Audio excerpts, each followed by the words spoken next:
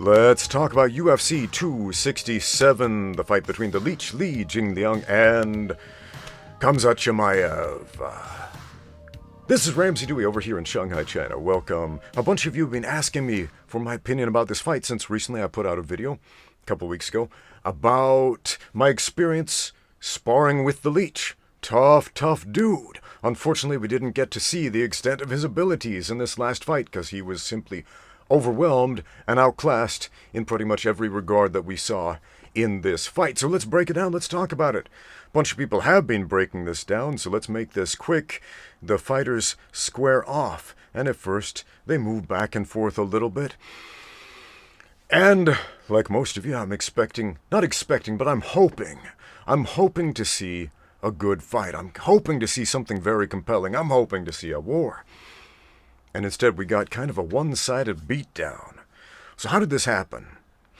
So we know Chimaev takes Leech down, does it pretty quickly. Within 13 seconds, Leech is on the floor. But before that happens, a bunch of stuff goes on here.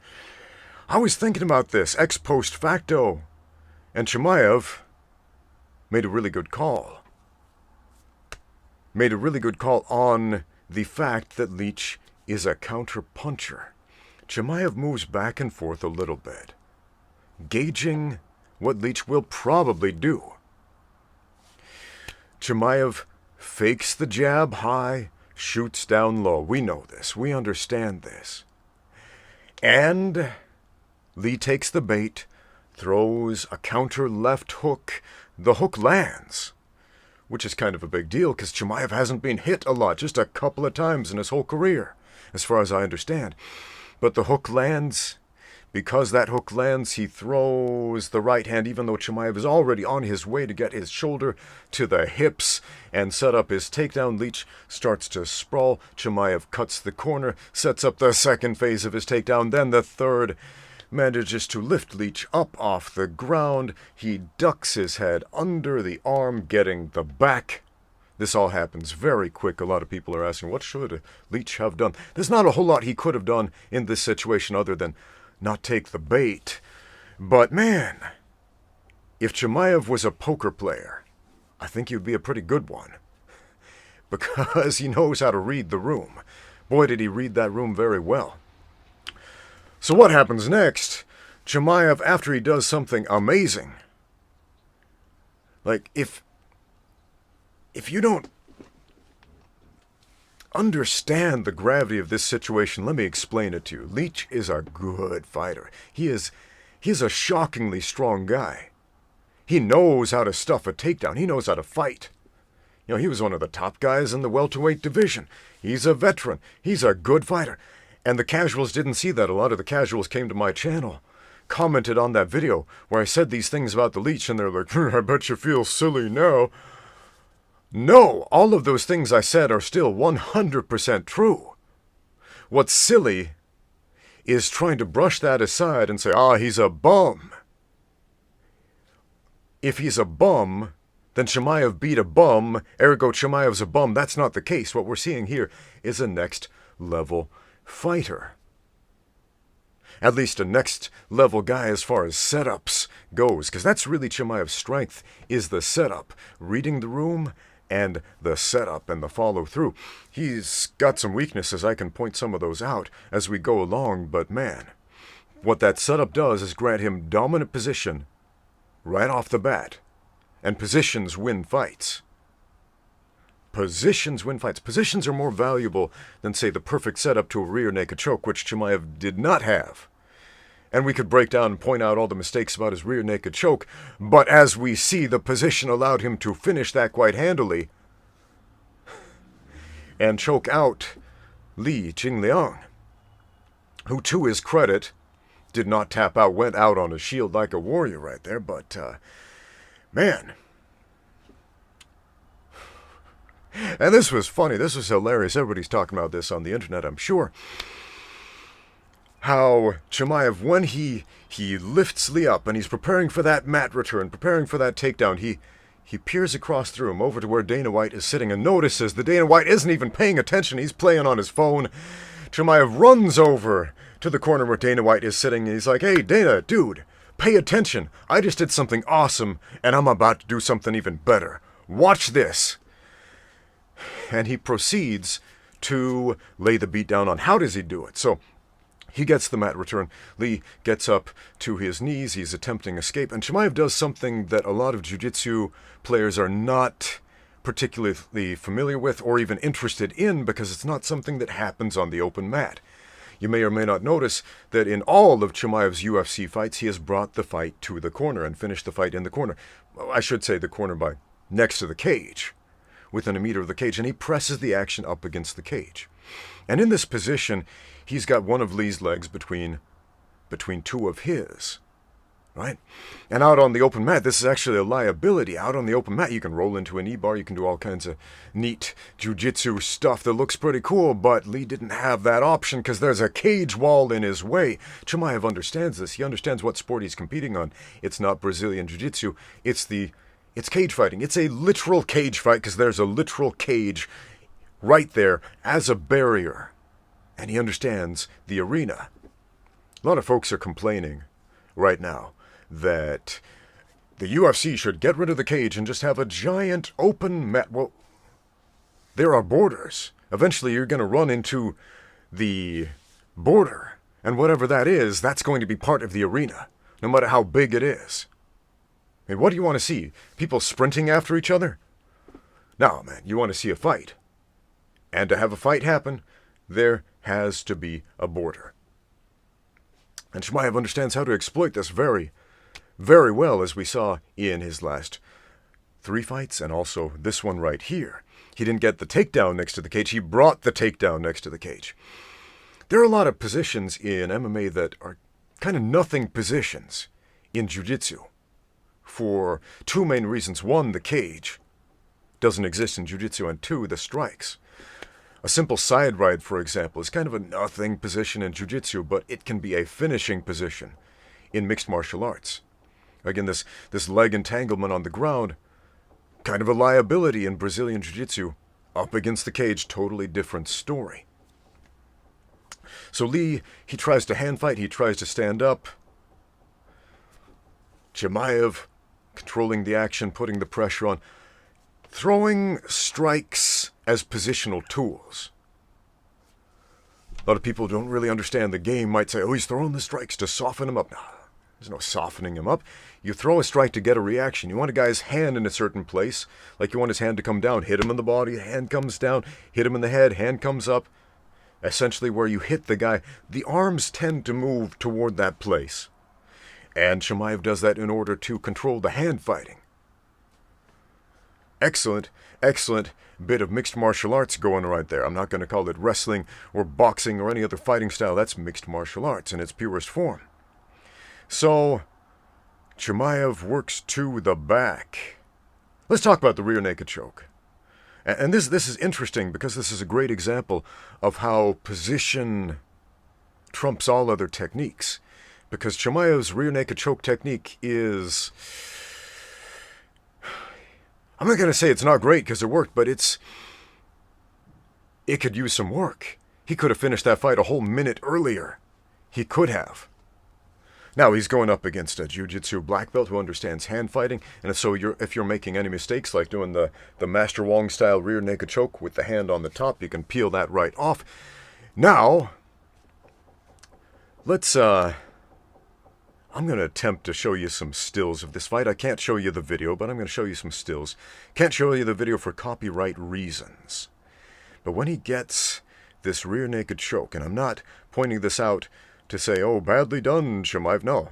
Excellent, excellent job. I'm pointing this out to show you how much position trumps technical prowess. And I don't like the way that came out of my mouth, because position is technical prowess.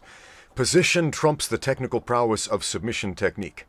Position trumps the technical prowess of crisp, clean striking. If you are in the right place at the right time, you win, essentially. And essentially all of Chimaev's wins have come by putting himself in the right place at the right time before the other guy can. And this is a perfect example.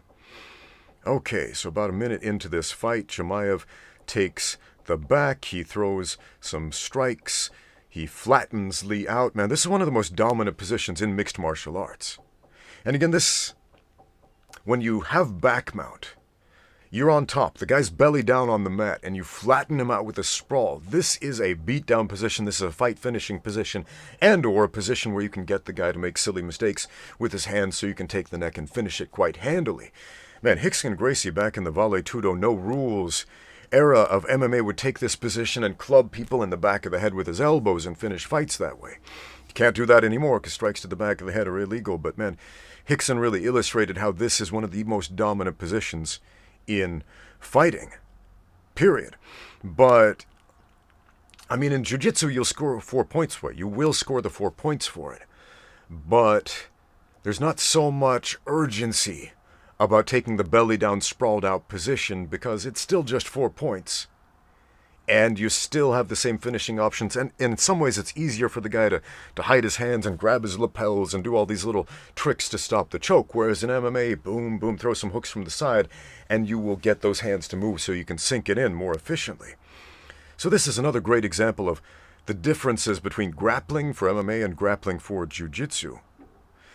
So Chimaev lays down the ground and pound from that sprawled back position up until Lee is forced to react. He starts getting up on the hands, essentially doing a push-up, trying to free his hips, trying to free his shoulders, gives up the space, and that gives Chimaev the opportunity to attack the neck. So he gets one arm, his left arm, I believe, cleanly around the neck. This is good. This is a great setup. His head's a little high, but he's in a perfect position to finish the choke, and he could finish it right here.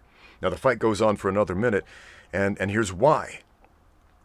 Because, well, he wants to finish that fight, so he gets greedy and immediately grabs his bicep, and then there's no room to get the hand behind the head at this point, so it goes on top of the head. Lee's able to strip it off. Some hand fighting continues. It takes 3 choke attempts to finally finish the fight. Why? And again, this is no slight on Chimaev as a fighter. Dude is apparently one of the best in the world right now. Holy crap, he controlled this freakishly strong, super technical, very aggressive fighter like it was child's play. I mean, I'm looking at this thinking, how strong is Chimaev? Not just how technical he is, but how strong is he? The dude is an athlete. An incredible athlete.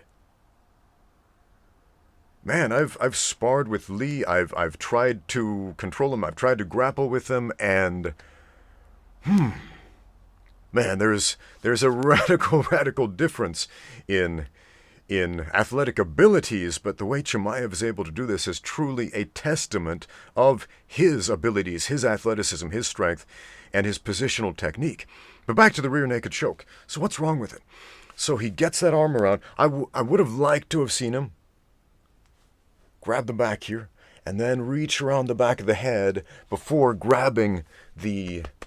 This is representing the other guy's head, not his own head. Before grabbing his bicep, what does he do? He's got his left arm cleanly around the throat, and he grabs his bicep right away and then puts the hand on the head, and that creates space for the other guy to work his way out.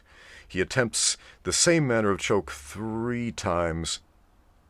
Actually, he did one variation. After Lee stripped the hand off, Chimaev switches to a rear choke where he's pulling, without the figure 4 around the head, and Lee starts pulling. He switches arms, but it goes to the back of the head.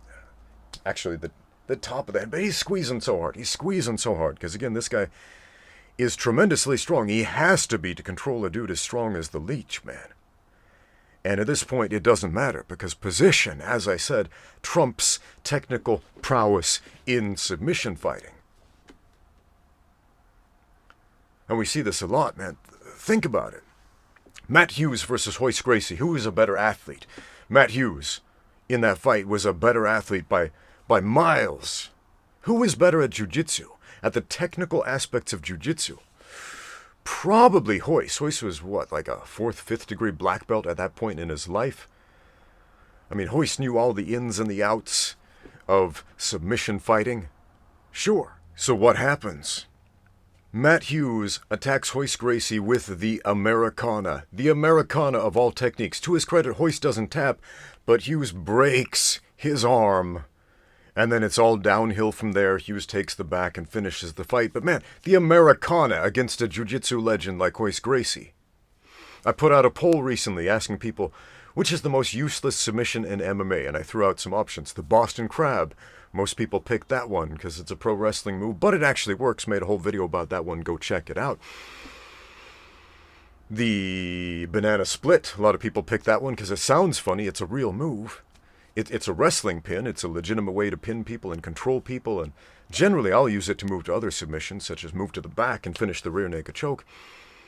What else? The Americana was in that list as well. And most people did not pick the Americana because they're like, well, I learned that in jiu-jitsu. That totally works. I've submitted a lot of people in my jiu-jitsu class with the Americana. But I'm going to tell you something. It's not a high percentage submission in the UFC.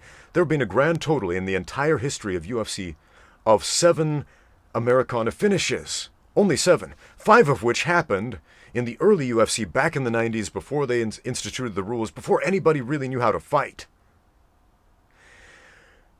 And 2 of which happened in the modern era. 1, John Jones used it like 10 years ago, an entire decade ago. We've had an entire decade without any Americana finishes in the UFC. And the one before that, it was Derek Downey. He had a fight. He got caught with the Americana, but he went into that fight injured with an actual shoulder injury. And so who was it? Nick Catone finishes the Americana on Derek Downey. So essentially we have John Jones, a freak athlete, one of the best ever to play the game, finishing this low percentage submission on his opponent. Why? Because he had dominant position. John Jones is incredible at controlling position. I mean, that is his strength. Just like how Matt Hughes beat Hoyce Gracie through position.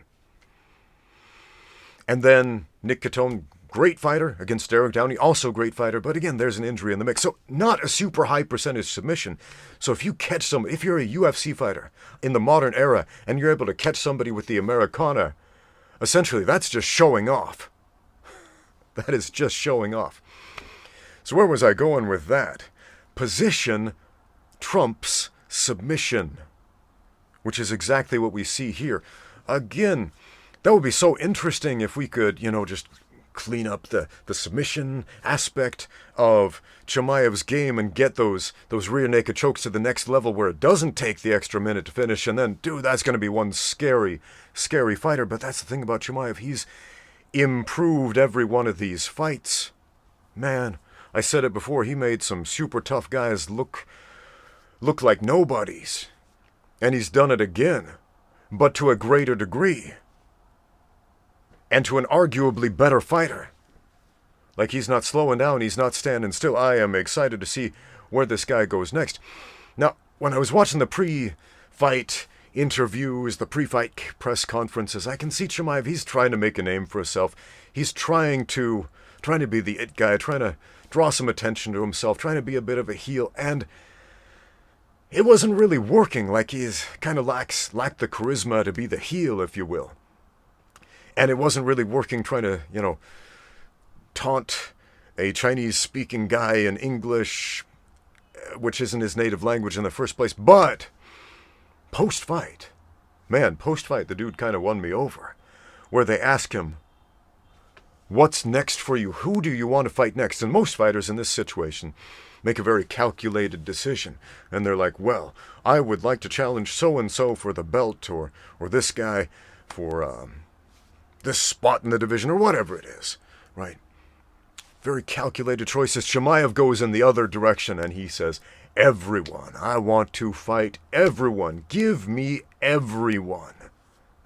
Which is a very different thing than, I'll fight whoever you give me. Because that's passive.